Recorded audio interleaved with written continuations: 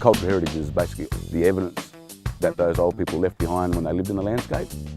And what we're trying to do is go around the landscape and identify exactly where all that stuff is and how landowners can better help manage that stuff. It's a difficult relationship at times because some landholders get quite nervous, and concerned about, opening the floodgates, say, and welcoming traditional owners onto the land and then feeling like it's no longer theirs, or they're going to be stopped doing something. If someone can come to me and show me where, by allowing me to come onto the property, it's resulted in them losing their property or losing the freedom to use their property, I'd like to hear the example because it doesn't exist. We're actually now involving the traditional owners. So we've got Steve here from the Rotherham, and he's doing some site assessments for us. So he's coming around and looking at the sites where we want to do some rabbit control and seeing, if there are important artefacts and things like that around. So we've just found a scar tree.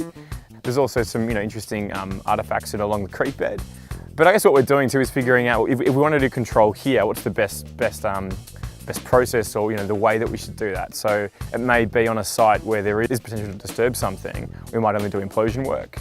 And on a site where there's heavier clay soils, we might do some rabbit ripping because we're unlikely to find something. The rabbits are obviously getting into locations in areas that are considered sensitive for our heritage. And basically what I'm doing is trying to give the land care people and the property owners some advice about the best way they could deal with those rabbits without destroying the heritage that's there. So I think surveying for cultural heritage is a really important aspect of land revegetation and thinking about agriculture too, but in a way where we can still be productive, but use sustainable practices. So we don't want to come through and overgraze the land and just degrade it further. We basically want to make sure that when we're finished farming and we pass on to the next generation and the generation after, that we actually improve and preserve the land, and that includes things like cultural heritage.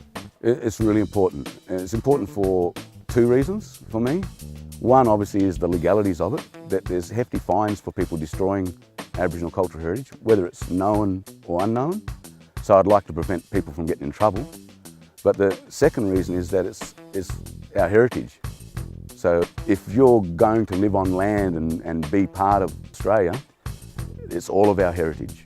So trying to actually show those people that it's there to be managed, it's not a threat to them, and I personally aren't a threat to them. So that's why I reckon there's really good value in it. And you get an opportunity also to learn some things from me about land management, and I get a chance to learn something from you, so I can teach you guys a few little tricks, and hopefully you guys can teach me. So I think the more dialogue we have and the more visits like this, the better. Land care groups in general have an interest in preserving the land and learning about the land. And I got into land care because I cared about the land, but I didn't know anything about what kind of artefacts might be around and the cultural history of the land. And it's not something that's just intangible. It's not like oh, it's a waterway, so we're fairly sure that our ancestors worked here. It's like, well, here, look at this scar tree. Look at these artefacts. So I guess it adds a tangible dimension or element to that side of the land.